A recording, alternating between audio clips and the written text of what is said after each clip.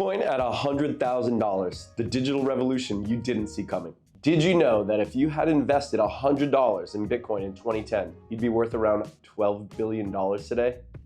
Oh my God, I almost puked. To think I was that close to being an owner of the Boston Celtics. I mean, love it or hate it, Bitcoin has disrupted the financial world. But what exactly is Bitcoin and why is it such a game changer? Well, today, let's get into it.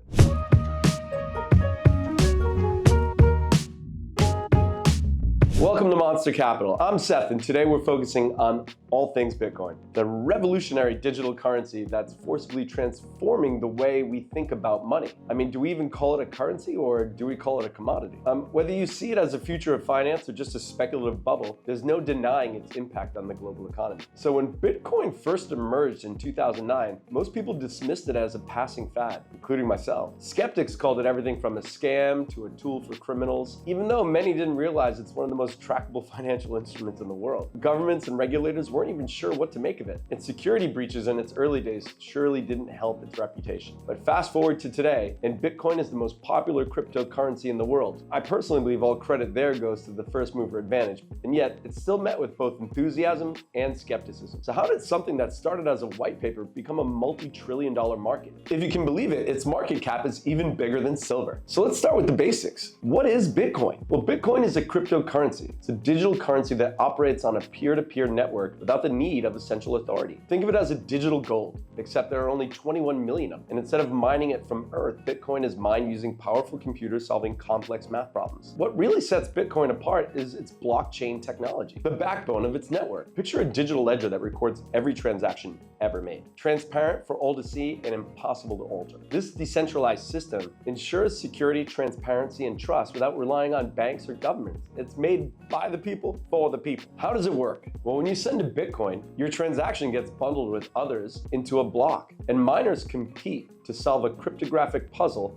and the first to succeed adds that block to the blockchain. As a reward, they earn a newly created Bitcoin. This process is called mining, and it's what keeps the network running smoothly. Another funny thing about Bitcoin is that historically it runs in 4-year cycles, centered around what are known as halving events, which happen roughly every 4 years. A halving event is a 50% cut in the Bitcoin reward miners receive for mining new blocks and verifying transactions. So Bitcoin's supply continues to increase, albeit at a much slower rate. The next halving is actually scheduled in April 2028. So why was Bitcoin created? Well, Bitcoin was born out of frustration with the traditional financial system. During the 2008 financial crisis, banks failed, governments bailed them out, and regular people paid the price. Bitcoin's creator, the mysterious Satoshi Nakamoto, envisioned a decentralized currency immune to manipulation by central authorities. So one of Bitcoin's defining moments came in 2017 when it skyrocketed to nearly $20,000. That put cryptocurrencies on the global map. It was really hard for anyone with money on the sideline looking to invest to ignore. More recently, companies like Tesla and Square started accepting Bitcoin, signaling mainstream adoption.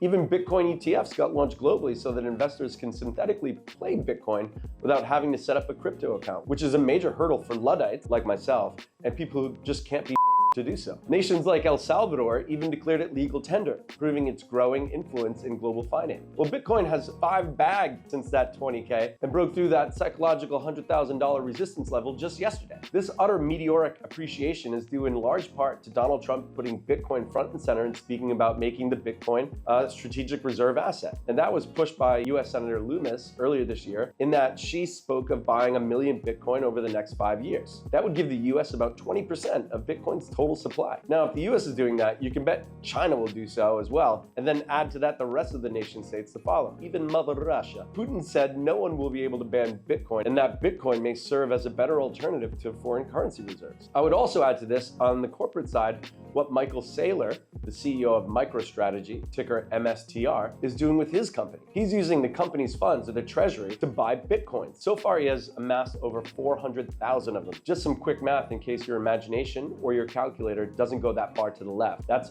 $40 billion, making MicroStrategy the largest corporate holder of Bitcoin by a country mile. So Bitcoin has come a long way from being a niche experiment to a global phenomenon. Its decentralized nature, limited supply, and innovative blockchain technology make it a game changer for the financial world. But with great power comes great responsibility. Sorry, I couldn't resist. I meant to say with great potential comes great challenges, like volatility, scalability, anonymity, regulatory uncertainties, and even the environmental impact are just a few of the hurdles that it faces. My view is that Bitcoin is absolutely here to stay. Does it bounce off 100K like a trampoline and keep appreciating? I don't know. Personally, I think it probably consolidates for a bit, probably in the beginning of next year, before Trump comes in with any real policy set in stone about what he's really thinking about doing with Bitcoin. I think you probably see some profit taking. I mean, it did hit a huge level. It's a huge hurdle, $100,000 a coin. That's incredible. You probably see people taking money off the top, and I don't blame them for that. Pay that man his money.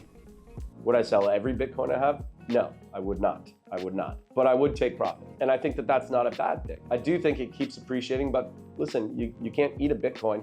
Okay, you have to make some money somehow. And if that's your massive investment that you have on the side, it's not a bad idea to do a little trim. I wouldn't trim everything. Does it go to $1 million? And if it does, what does that mean for other asset prices and inflation as a whole? Does the dollar end up getting depegged globally? Does the nation who controls the most Bitcoin become the strongest global currency in the world? Looking at you, Donald, with your National Reserve idea. I mean, how rich will the Winklevi twins actually get? I have tons of questions that I don't know the answers to, but I'm curious just like you. So what do you think about Bitcoin? Is it the future of money?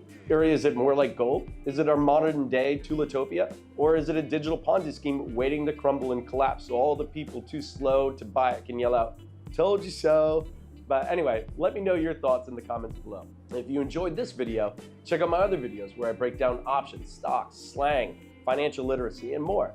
Don't forget to like, subscribe, and hit the bell to stay in the loop. Remember, kindness is the rent we pay on earth, so do something nice for someone.